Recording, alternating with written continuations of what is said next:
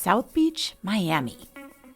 In the late 1970s, the town was dying. The only people left in town were the Cubans, drug dealers, and the little old Jewish ladies. Many of the oceanfront hotels were abandoned, just waiting to be torn down. But at the 11th hour, they were saved by being declared a historic district. Then, to revitalize the neighborhood, these beautiful Art Deco buildings were painted in bright candy colors. 10 years later, when Calvin Klein shot fragrance ads on the rooftop of one of these hotels, the rest of the fashion establishment began to flock down south like migrating birds. By the 1990s, there was no other place to be. The club scene was jumping. There was Warsaw Ballroom, Liquid, and Amnesia. Prince opened his mega club, Glam Slam. Fashion designer Gianni Versace bought a house on Ocean Drive. And when he hosted a dinner for Madonna and Gwyneth Paltrow, Puff Daddy and J-Lo just showed up out of nowhere. It was that kind of a scene. Beautiful fashion models were everywhere. When they weren't shooting something for Vogue or GQ, they were lounging by the hotel pools or basking on the beach. And into this world of luxury and glamour, a young man named Light Watkins arrived with dreams of becoming as successful as one of the in-demand models he looked up to. Little did he know that this was actually just going to be a stopover in his personal journey of self-discovery. A journey that would eventually open his eyes to the realization that true beauty shines from within. So let's step into Light's Gucci loafers, shall we? And give a listen to how he reinvented himself several times over, and yet somehow followed a path towards his true destiny. Today on the Gratitudeology Podcast. Will you walk through the fire? Would you ride through the storm? Will you walk on a wire? Will you save me if I fall? Will you break through the madness? Set us down where we're safe. I'll be right here waiting till you find me again.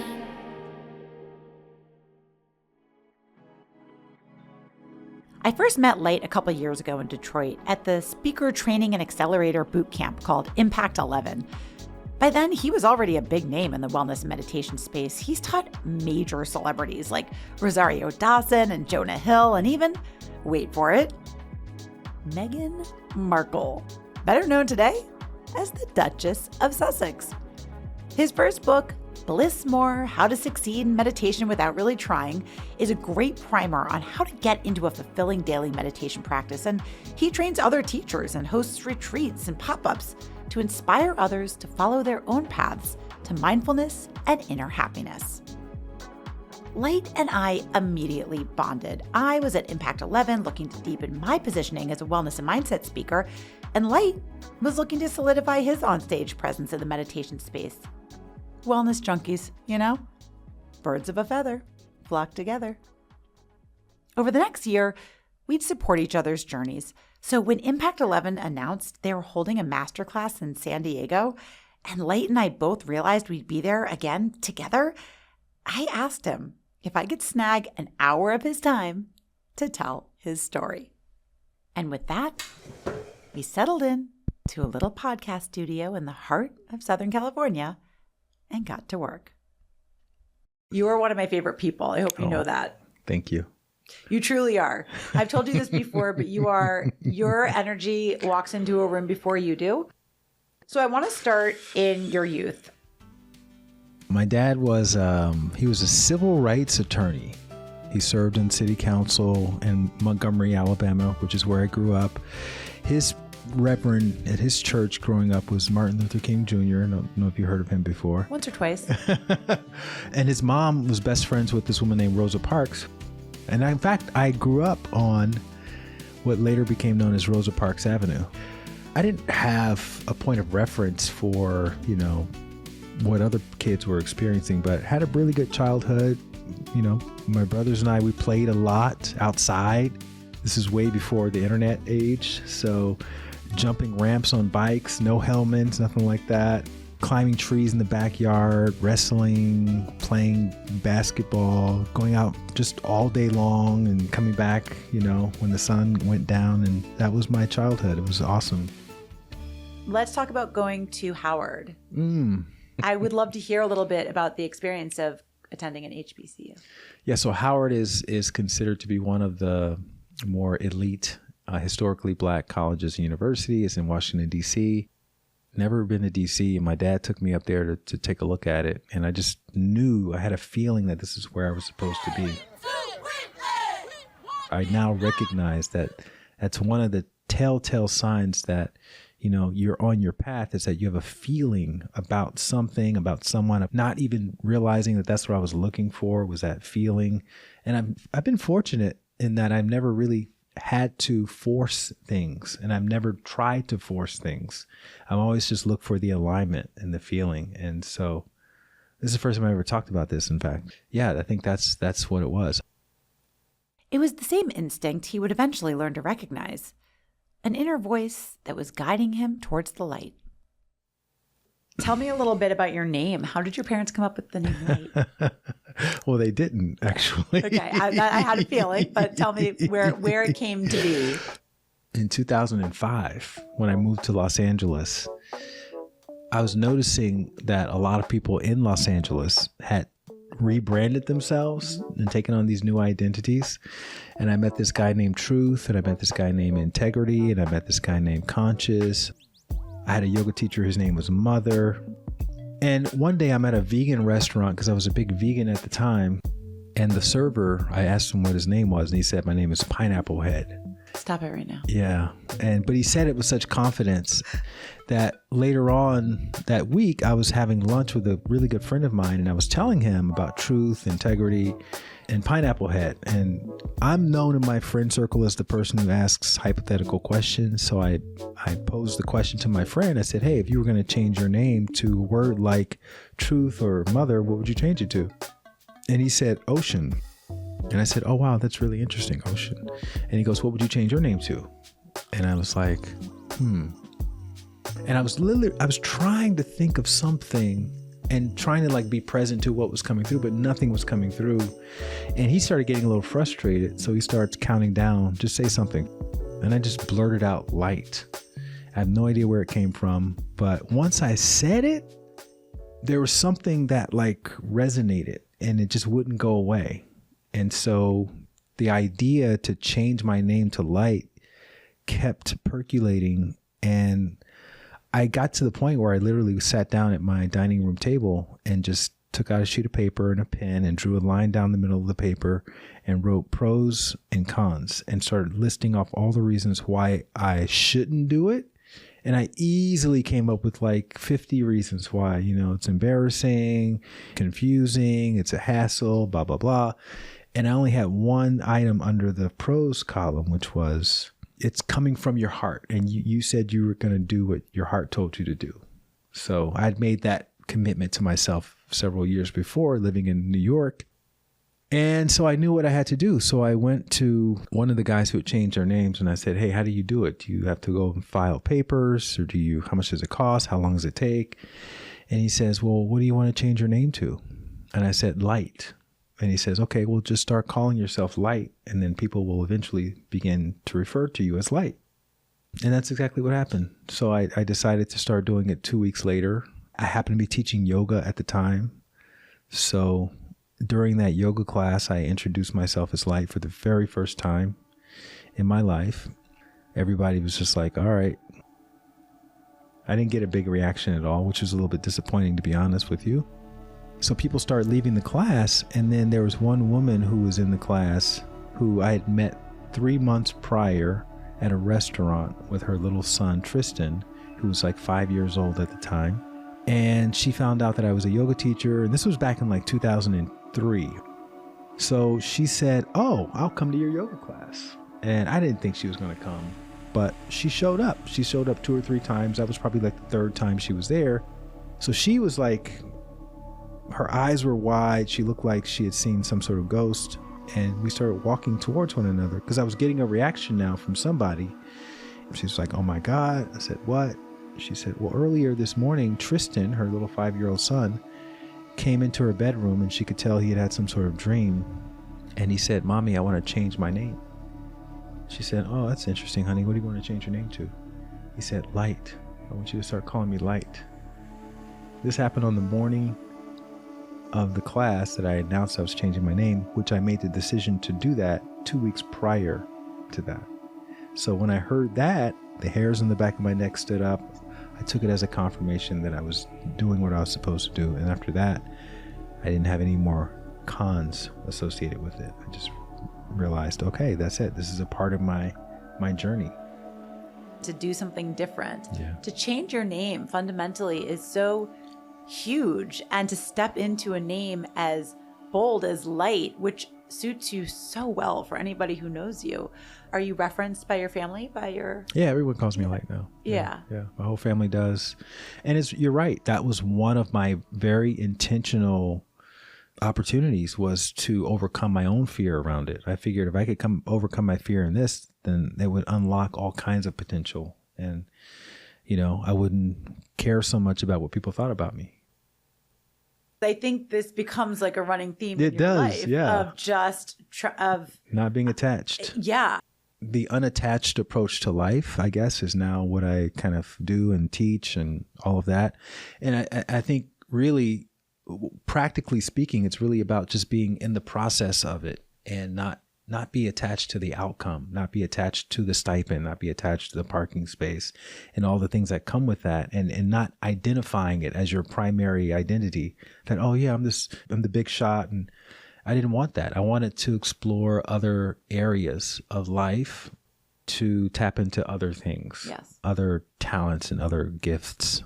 I got to do just some different stuff just for the fun of it. Okay, I love this all. As someone who is wildly attached to things, I really admire Light's ability to follow his heart and his soul's calling. It's beautiful and ethereal. But we're getting ahead of ourselves in the story. Now that we've heard the story about how he came to claim his name once he had begun his spiritual journey, let's track back just for a moment to his 20s to catch up. Because like many of us, in his 20s, he was still just figuring things out. I got a job at a boutique advertising agency in Chicago in art direction, which was my dream job. And so when I got there, it was still a 9-to-5 job. And I would show up I would be the first one there. Sometimes I'd be the last one to leave, just because I just like being there. I like being in a creative environment. And at the same time, I recognized that it wasn't for me. Like, I recognized that the people who had been there the longest, their lives didn't take a trajectory that I saw my life taking, where you just become more and more deeply entrenched in the advertising career, where you have 401ks and retirement plans. And it's like, this just kind of feels very normal. Of course, he appreciated the security of the job. Many of us stay at jobs for the simple reason that uncertainty is hard to face. But Light wanted more than just normal. Something inside of him was urging him to seek out other horizons. And even though he wasn't quite sure where it would take him, he just knew he was ready to go on a new adventure. I did a couple of amateur fashion shows in college. I remember overhearing these two guys backstage at a fashion show talking about how Miami was this emerging fashion scene. And I had done an internship in advertising in Miami the summer before, so I was familiar with the lay of the land. And I figured, you know what? I'll just go back to Miami. Miami's great. Go to South Beach. This is when South Beach was a big thing. And maybe try to see if I can do some modeling. I didn't know at the time that you don't really discover yourself as a model. When we're talking about professional modeling, someone approaches you and says, hey, have you ever thought about modeling, when you're in Target or something like this? And I just figured I'd just go to some modeling agencies and, shoot my shot. So I quit the job before I even started the process. Right. I talked to my creative director and just told her, I just have some other things I need to explore first. And she was, she graciously said, okay. And then that was it. I didn't tell my family. I didn't tell anybody. I didn't ask anybody permission because I didn't think people would be able to understand. How old I didn't even understand really fully what I was doing. I was 22. I started to look for modeling agencies in Chicago. Okay. And I got rejected by every single one of them. Turns out one of the reasons why I got rejected is because I had the wrong kind of photos. I had a friend who was like a fine arts photographer. Right. So she took fine arts photos of me, which are not the kind of photos you want editorial for modeling. No, you need editorial, exactly. And I met this girl at a cafe who was a model and a photographer. We started talking and I told her I got rejected by everyone. And she said, well, let me see your photos. And I think I happen to have some photos on me. And she looked at them and she said, oh yeah, these are the wrong photos. You should let me take your photos for you. And that will increase your chances. And then I went back and got rejected by everybody again, except for the last agent that I saw at Elite Models in Chicago. And so that became the agent that started to groom me for the industry, the modeling industry, teaching me the lingo and teaching me how things work. And then I went to Miami for a few months, and that was really where my modeling career started. South Beach in the 1990s was non-stop party central, but for really beautiful and really famous people. Just stroll down Ocean Drive in the middle of the day, and you were bound to run into someone you've seen in a magazine. When I was starting out in the modeling and I was looking at who else is doing well, who's being featured in all of these editorials, and there was this one guy that kept popping up, and he and I kind of were in the same category, although I think he's way more attractive than I ever was. He's got green eyes, he's got this beautiful caramel skin and perfect body and all this stuff, and his name was Michael Anderson. So I'm in South Beach and I'm all dressed up and buttoned up and green, looking like I'm desperate for a job. And I see this guy standing on a corner with no shirt on, with some raggedy jeans and a skateboard, and he's smoking a cigarette. And I get closer to him. I'm like, that's a really attractive guy. It's Michael Anderson. So this is like me seeing God, right? On the street corner. I'm excited, I'm nervous, and I go up to him and I introduce myself, and he's kind of, he's not saying a lot, but he's just kind of looking at me as he's taking drags on his cigarette. I tell him I'm a new model and I really admire his work and, blah, blah, blah. And finally he says, hey, you should stop eating meat. And I was like, really? Why should I stop eating meat? And he points to my cheekbones and he goes, if you stop eating meat, your cheeks are retaining a lot of water and it'll help you chisel out your cheekbones a lot more and give you a better look. It had nothing to do with health or anything like that. But that was like God telling me to stop eating meat. So I stopped eating meat and I noticed that I felt better. I noticed that the headaches that I would get on almost a daily basis went away. So gradually over those next couple of years, I became a vegetarian, and then I became a vegan, and then I started experimenting with raw food.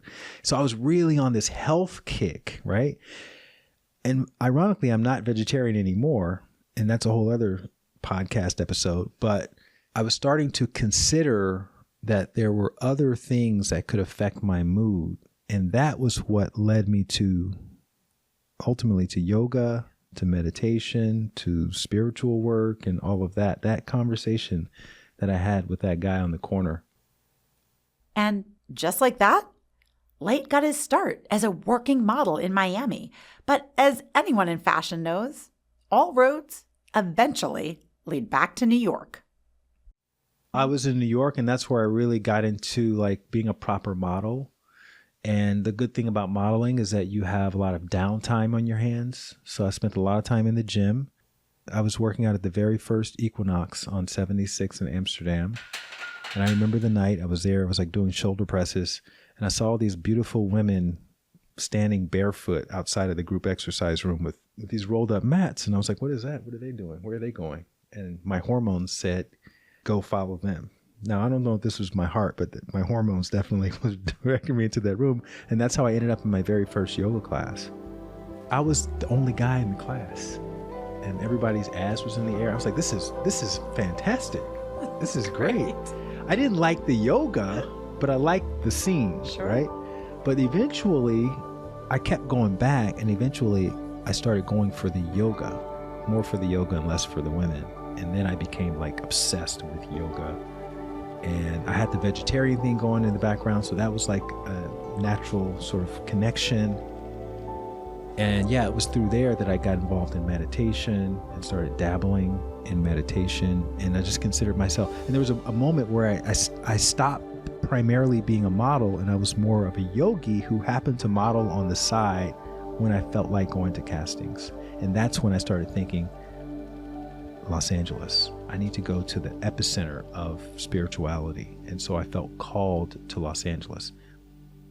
But I resisted it because I was familiar with New York. I was dating someone in New York, but then that went south. And then that became a catalyst for me saying, I got to get out of New York, because everywhere I go, I'm reminded of this person. And this is the chance for me to just finally go to LA. Did you know what you were going to do? I drove across country. It was my first cross-country trip by myself. And I got a place in West Hollywood, which happened to be right down the street from Crunch Gym on Sunset Boulevard. And at this point, I'm thinking I want to become a yoga teacher. So I go to Crunch Gym. I tell them I just want to, experience some of their yoga classes. They gave me a free pass. I look at the schedule. I see the first class, 10 o'clock tomorrow. I go to the class, and I recognize the teacher's voice. I didn't recognize the teacher's look, but I recognized his voice from a class that my ex-girlfriend, who I was escaping, drugged me to on the Upper East Side of New York that I did not want to go to. But she was like, you have to come to this class. This is the most amazing class. So I go to this class. It was like during rush hour, so I really didn't want to go, but I went reluctantly because she wouldn't shut up about the class. And it was this guy who was an Australian guy, so he had a thick Australian accent, and it was an amazing class, but it wasn't convenient to get to, so I never went back to it. But I heard that Australian accent in Crunch. I was like, is that the guy? And I went up to him at the end of the class and I go, I think I went to your class like 4 years ago. He goes, yeah, I remember you. It's like, really? He goes, yeah, because you came with your girlfriend and I had a crush on your girlfriend. And so I was disappointed. And so he had just broken up with his girlfriend and I had just broken up with my girlfriend. So he and I became fast friends. He introduces me to my meditation teacher a few months later. And that was what started my career as a meditation teacher. It just sounds, there's so much synchronicity. I know, it's all over the place. But it's there for everybody, probably, if you're awake and if you're present, if you're present to what you're being called to do, you have to answer that calling. You have to go. How can people know when they're in alignment to their assignment? Because I feel like people second guess themselves so much. Well, what if this isn't the right thing to do? What if I don't just show up and all the stars align? Should they just trust their intuition? Like, how did you know? Well, I think you have to split test it, which I wrote about this in my last book, Travel Light. You have to split test your inner voices and figure out which ones are the ones that are for you and which ones are the ones that are kind of in your way. Because the ego is really good at disguising itself as your intuition or your heart voice, right? And I had one experience of that when I was living in Los Angeles. And this was like around 2006, and everybody and their mother was trying to buy houses and flip houses and make a quick, 30, 40, 50,000 bucks. So I figured, hey, I have good credit. I've got 800 something credit. Why not? Why not me? You can get a zero money down loan, interest only, hold it for a few months and then sell it and blah, blah, blah. So I found this realtor who was, he was a nice guy, but he was a bit unscrupulous in his tactics. And I remember sitting at the table with him after looking at these properties that I didn't really feel any sort of alignment with. I was really forcing myself and forcing it. And I remember sitting at the table and everything in my body was like, whatever you do, don't sign those papers. This is not your path. This is not for you. And it was so apparent. And I signed it anyway because I was trying to convince myself that, when I make all this money, then I can help more people. And it's a very legitimate sounding reason. But later on, when the market crashed and I lost my shirt, my pants, and everything else, and was on the brink of bankruptcy, later on, I was able to look at that situation and realize that I was actually primarily driven by greed. Because here's the thing, when you're following your heart doesn't care about flipping a property. Your heart doesn't care about, how much money you can get out of escrow and all this kind of stuff. All your heart cares about is, are you being the most authentic version of you? Are you living in alignment with what makes you feel expansive inside? And that experience, while difficult, it actually helped me to recognize the real voice of my heart even better. And so even if people are out there struggling to hear it, just follow whichever voice you think is that voice of your intuition or your inner guidance. And if it happens to not be that voice, it'll help you recognize the voice, the real voice, when you hear it again, even faster. Yeah, it's not a perfect science. And I always tell people the whole point of gratitudology, what I teach, is not just being grateful for the good stuff, but learning to love the suck. Yeah. Because there's always a lesson. Yeah. I would love to hear that moment when your friend brought you to meet with that Vedic meditation teacher. Mm-hmm. Yeah. So he told me, teacher's coming to town. I'd love for you to meet him. And it was interesting because he and I had spent so much time together. We had meditated together many, many dozens of times. And I never knew he had a teacher, but it made sense that he had a teacher because that's, he really enjoyed meditating, and I really didn't enjoy meditating. I was one of those people who just felt like my mind is so busy and my body's antsy, and I like to say that I do it, but I don't really like the way it makes me feel. And so I went to meet his teacher that night, and his teacher was the first person I had met in that meditation field who actually felt like he embodied those principles that he was teaching. And I just knew instantly, again, I was called. You're supposed to study with him, and you are supposed to become a meditation teacher. I had no idea how it was going to happen. And it didn't happen for 5 years. So for those first 5 years, I learned what I had to learn. I started changing my relationship with meditation. I fell in love with the practice. I became my teacher's protege. And I was just around as much as I could be around. And eventually he says, okay, I'm taking some of my proteges over to India to train them into becoming meditation teachers. Would you like to come? And I said, sure, I would love to come. Now, meanwhile, I had no money because I was in that real estate fiasco, and all my money was going towards that. But I knew that was my path. And so I told them, yes, I'm going to come, even though I had no money. It was going to cost $14,000 because I would be away for 3 months. And so I just kept taking the next step and the next step, just trusting that something was going to happen. And then eventually, and this is why even if you veer off, you still aren't lost, right? Eventually, I got this credit card offer in the mail that was something that they had been sending me on occasion because I owned property, even though I was losing money on those properties. Balance transfer for $14,000. It was 0 interest for 18 months. So basically free cash for 18 months. And then, of course, it goes up to this like loan shark. Yeah. Yes. And I just knew, I was like, this is what I'm supposed to use to go to India and to learn how to become a teacher. And it came literally like 2 days before the money was due. And I was nervous. I was scared. I was just trusting that something was going to happen. And it looked like nothing was going to happen. But right when I needed it, it came, put it in the bank, got the money, went to India. I've been to India several times now.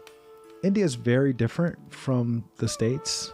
It's got a lot of history and there's a lot of chaos. But what's interesting is that the people have a sense of internal peace and balance that they don't really have in the States. Whereas in the States, there's a lot of external balance and order, but internally, people are very, very chaotic. And they're singularly focused on money for the most part. Whereas over there, people are mostly focused on just the moment, being in the moment, being with family, being connected. If they're sitting at a ghat next to the river, they're just like with the river, and they see all of the rivers and the mountains and the clouds. It's all sentient to them. So it's really beautiful to be around that. But externally, it's all chaotic. Like there's horns and cows and dogs and flies and all kinds of crazy stuff. And people are just kind of in their, just in their moment, which is really beautiful to witness. So yeah, I learned what I had to learn over there, came back, and I ended up paying that $14,000 off in about a month and a half. Now I was fully living my purpose. Vedic meditation is a meditation style that is intended for just regular people, meaning non-monastic people. So you sit comfortably. You don't try to control your mind. You don't try to focus on anything. You use a mantra in order to help to settle the mind. And you can have some very deep and profound internal experiences as a result of it. And you only do it for about 15 to 20 minutes. I think it takes more practice than people appreciate. It takes practice, but it also takes good quality instruction. Just showing up on a daily basis. Initially, things are going to feel clunky. Things are going to feel forced and controlled. But the more you do it, the easier it starts to become, the more of a flow you start to drop into. And then next thing you know, you get to a point where you sit down and close your eyes and you don't even realize what happened because 20 minutes flies by and you open your eyes and you're like, wow, where did the time go? I mean, people have different views of meditation, but I understand you really believe that there's health benefits, PTSD, like scientific data-led benefits. Primarily what meditation does is it creates a release valve for stress in the body. And whether you meditate or not, you're accumulating stress on a daily basis, just dealing with changes, demands, and pressures of everyday life. And that is what can cause you to start to lose sleep, literally, like you become an insomniac, because stress excites you. And so if you're lying down at night and you have concentrated amounts of stress hormones, cortisol and adrenaline in your bloodstream, you're not going to be able to sleep. And when you're not sleeping, then it makes you less adaptable during the day, which means you get triggered more often. It means you get reactive. It means you are anxious, you're depressed, so all those mental disorders and, the things that the doctors can't explain physically, 90% of that stuff ties back to stress accumulation in the body. And the reason we're still talking about meditation 6,000 years after humans first started writing about it is because it's one of the things that works. It's like kryptonite to stress. And the more you do it, the more balanced your body becomes and you're able to be a better version of yourself. So what does your daily practice look like? My practice is really 20 minutes in the morning and then 20 minutes later on in the late afternoon or early evening. That's it. Just 20 minutes twice a day. It's sitting usually in my bed against the headboard or on a couch, somewhere very comfortable. Like I would do it in this chair right now, just like I'm sitting just now. Just the only difference is I would close my eyes and that's it. And you kind of guide yourself. I've been doing it for over 20 years, so I don't even use a mantra anymore. Your mantra helps the mind to navigate its way down towards a more settled state. And once you do that a few times, the mantra becomes less and less relevant. So then you're just closing your eyes and your mind is naturally just dropping in. So yeah, I mean, most of the meditation it feels like a daydream. And then there are moments where there's no thoughts at all. And it kind of feels like everyone's had this experience where you're in your bed at night and you're sitting up and you're trying to read a book or you're trying to listen to a podcast or something. And there's a time lapse where you were on this one line or you were listening to this one part. And the next thing you know, it's the end of the podcast. It's the end of the show, or you're still on that same line in the book, except 20 minutes has gone by. And it's like, what was going on during those 20 minutes? So obviously that is a symptom that you're about to fall asleep and it's time to close the book, turn off the podcast, turn off the lights and go to bed. And so when you're getting to that settled mind state in meditation, it's very similar to that, where you have a time lapse where you don't remember thinking, but you also don't remember sleeping. And so you were in that kind of in-between state. You were in the gap in between the thoughts. So this is a very possible experience that anybody can have under the right conditions. And that's what I essentially have been teaching people to do for the last 15 years. I think it's very interesting to have the profession of a meditation teacher. Like, who are your students? Do you teach celebrities? Do you teach normal people?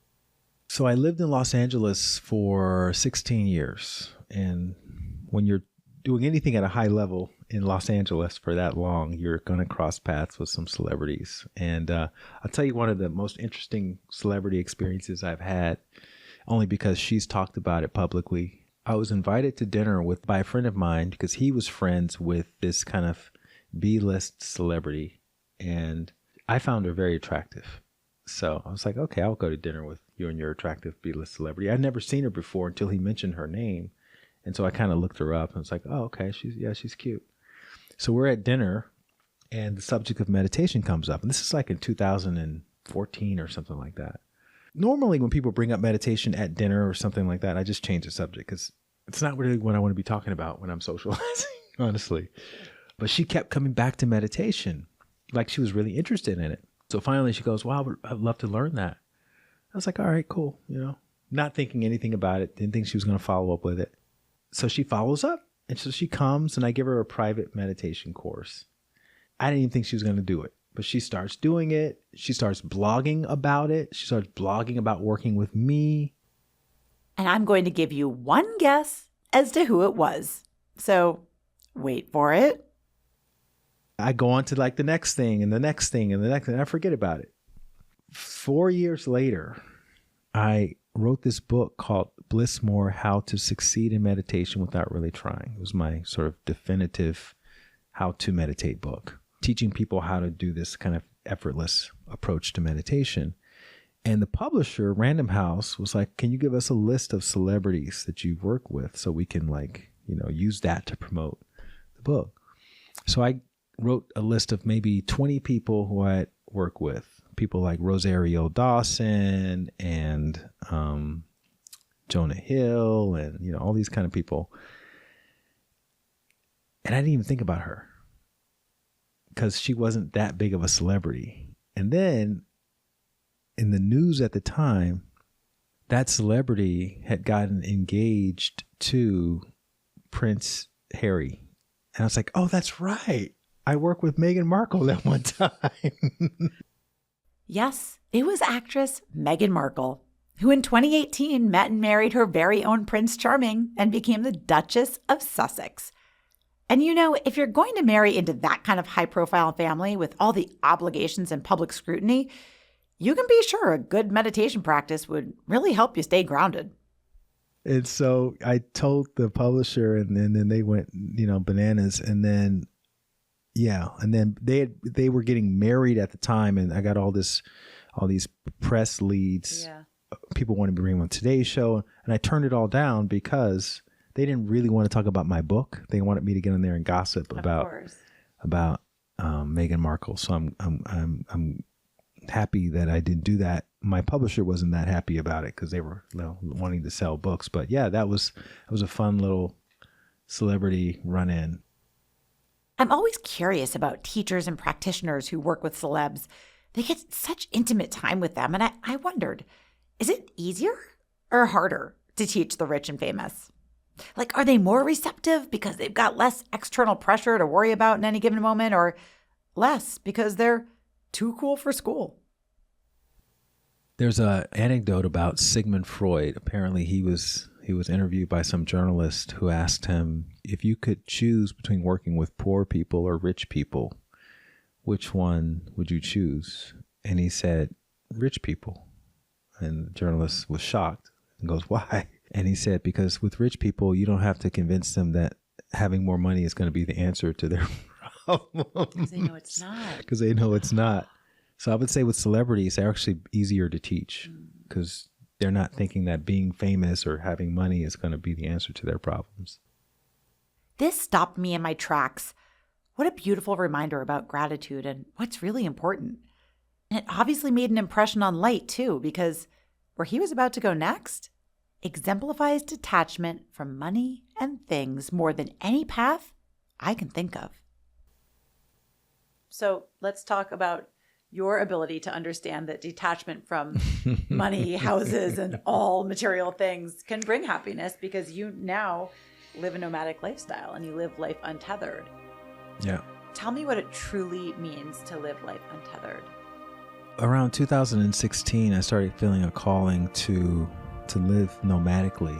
And I had a 2-bedroom apartment in Santa Monica. I had 2 cars. I had a Vespa. I had like artwork, just everything from 40 years of living. I was 45 at the time that I actually did it. It just seemed like a really interesting challenge, kind of like changing my name was. Can I get rid of everything without storage? Get rid of everything that doesn't fit into a carry-on bag? It didn't get real until I turned in my 30-day notice because I was renting an apartment. And then the clock was on and I just started garage selling and getting rid of stuff. And then I eventually rolled out of my apartment on May 31st, 2018, not knowing how long I was going to do it for. Fortunately, I was promoting that book I told you about, the How to Meditate book. So I was working with Wanderlust and I had about 18 different dates with Wanderlust. So they were flying me around. So everything just kind of worked out perfectly. And then from there, it just kept going. And I was doing this little circuit, LA, New York, London, occasionally Bali, Australia, Atlanta. And then the pandemic hit. That's how I landed in Mexico City. It's because I'd been going to Mexico City and I fell in love with that place. And it was very good for walking and weather. And I was like, okay, I want to be there. So at that point, I scaled down to just a day pack. I got rid of, more than half my stuff because I realized I was asking the wrong question. When I first did it, my question was, what's the biggest carry-on bag I can get that I can check into the overhead compartment of a plane, and how much shit can I fit into it? Instead of, what do I actually use on a day-to-day basis? And so when I started asking that question, combined with learning how to hand wash my own clothes, which I thought was like a Rubik's Cube, but it actually ended up being much more simple than that. And actually your clothes can get even cleaner when you hand wash them. And so I was able to cut down the wardrobe significantly and lighten the load a bit. Granted, I don't have kids. I don't have hair. I'm a guy, so this is my one pair of shoes. So it was a lot simpler, a lot easier to do. And it's something that I felt called to do. And so when I wrote about it later in my book, Travel Light, my invitation to the reader is like, I'm not writing about this to inspire you to live out of a backpack. Like that's really extreme and rigid for 99.9% of people. But you have your version of that. And it could be starting your podcast. It could be becoming a speaker. It could be putting yourself out there in some way that you're not doing and your heart's calling you to do it. And so that's the message I want you to take away from this experiment is, what's my version of that? What's my version of asking myself the right questions instead of the wrong questions, such as who's paying attention to what I'm doing and are they going to be upset by me taking that leap of faith, and all these kind of nonsensical questions that disempower you and make you make weaker choices. It must be a feeling of lightness. Is there one takeaway or one other thing that you would maybe share with people from living that life? It's so unimaginable to most people. Well, people ask me, what do you miss? The reality is I don't really miss any of it. And I've realized that home truly is where your presence is. And the thing that we normally refer to as home, and I don't mean to sound callous about it, I'm just speaking about it objectively, it's really just a storage room. It's a storage room with a bed in it and a kitchen in it. That's what it is. It's storing all your crap. That's one of the beautiful things about COVID is we all got to see and experience, living and working virtually and asking that question, well, why do I have to even be here if I'm working virtually? Maybe I can go to Costa Rica. Maybe I can go to wherever, Bali, and work from there. And you start to see, oh, wow, I have a temporary living situation in Bali or in Costa Rica. And because I'm not worried about who's going to move the car to the other side of the street and who's going to take the trash out and who's going to feed the cat and who's going to do this and who's going to do that, I'm able to fully be present where I am and live a higher quality of life as a result of that.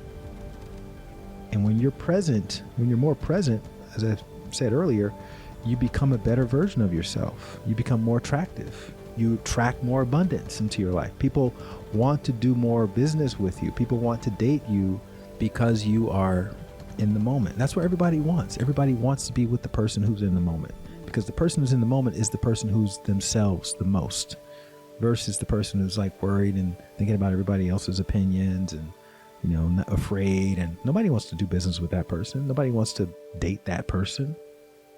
Even though Light traveled from place to place, it didn't mean he wasn't making connections or maintaining his relationships. If anything, those moments when he could meet up with his friends probably meant more than most people who see each other every day. I would go to these places and I would stay for like a couple of weeks and then go to the next place. But I would come back. So it's a circuit. And so people in those areas thought I lived there because they would see me, at the gym. They'd see me at the cafe. They'd see me walking around every few weeks. So they just figured, oh, I just haven't seen him in a few weeks. But they didn't know that I was living in different places. And eventually, I would make connections with people who like one woman, a friend of mine had an apartment, a studio apartment in New York City. So I would always stay in her studio apartment. Another buddy of mine in LA had a big house. So I would always stay in one of his spare rooms. And like that, I would still have a routine and I would still have some sense of familiarity where possible. But I also looked at it as an opportunity to like stay with friends, stay on their couches, like be more communal. Mm-hmm. And I became very intentional about staying connected with my family and getting closer to them. And because this is the other thing, when you're just in your normal everyday life, you have a tendency to fall into your routine, to mail it in. You lose contact with people because it's just about your routine. But when things are kind of shaken up, then it makes you sort of consider, okay, what can I do differently in this situation that I haven't done before? What can I be open to? Because again, I'm not thinking about moving my car or who's taking care of my house or, any of that. I'm just able to be where I am. And that's where those kinds of questions arrive from, is just from that sense of presence. Do you have a daily gratitude practice, or is that kind of wrapped up in your meditation? Yes, both. I am very intentional about gratitude, especially when I'm feeling triggered. When I'm feeling triggered, I like to come back to a gratitude list and kind of like what you said, even the bad stuff, just be grateful for that and then start reverse engineering it. Because this is something we could all dissect, is if you look at any highlight in your life, anything that's you consider to be good or fortunate even, and you start tracing the steps back, you're going to ultimately come across some really difficult time that if that difficult thing hadn't happened, you wouldn't have been in the position to have the good fortune that you had. When you're going through bad fortune in the present moment, it reminds you that, oh, I'm just in the middle of the story. This is just a pivot point towards the good thing. So that's what I try to remind myself of, and that's where gratitude really helps me. What a great reminder to anybody who's in a tough moment right now. It's just a chapter in the book. Just a chapter, yeah. And we'd like to thank Light again for taking us along on his wonderful adventures towards enlightenment, and for showing us how we can tap into our inner selves and listen to that guiding voice. It's a lesson he's been sharing everywhere he goes, something we could all learn. You can call it a leap of faith, and sometimes that's really all it takes.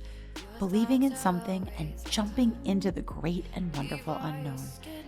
But if you're looking for a little more guidance, do yourself a favor and pick up copies of his books, Bliss More, How to Succeed in Meditation Without Really Trying, and Travel Light, for some life-altering advice. You can also follow his Instagram, which is @LightWatkins, to keep up with what he might be up to next. That's all for today. Remember, if you like what you heard, if it impacted you in any way, and if you think it's a message other people in your life might like to hear, I'd be so grateful if you'd give me 5 stars, leave a quick little comment. Those things really help. And share this podcast with your friends, either on social media or just word of mouth. I'm on a mission for us all to help each other focus on expanding our attention towards what's good in the world rather than focusing on what's bad, one person at a time. If we all did that, even to our own little sphere of influence, the world has the potential to be a much more radically awesome place. Stick with me, friends. I've got your back. We're in this together, and it's a great day to see the greatness in the day. See you next time. The Gratitudeology podcast is written, executive produced, and hosted by me, Jamie Hess. Sound design and studio production by Gotham Production Studios. Our theme song is Maze by Hills, sung by Nadia Ali. And don't forget to follow us on Instagram at Gratitudeology. Will you walk through the fire? Would you ride through the storm? Will you walk on a wire? Will you save me if I fall? Will you break through the madness? Set us down where we're safe. I'll be right here waiting till you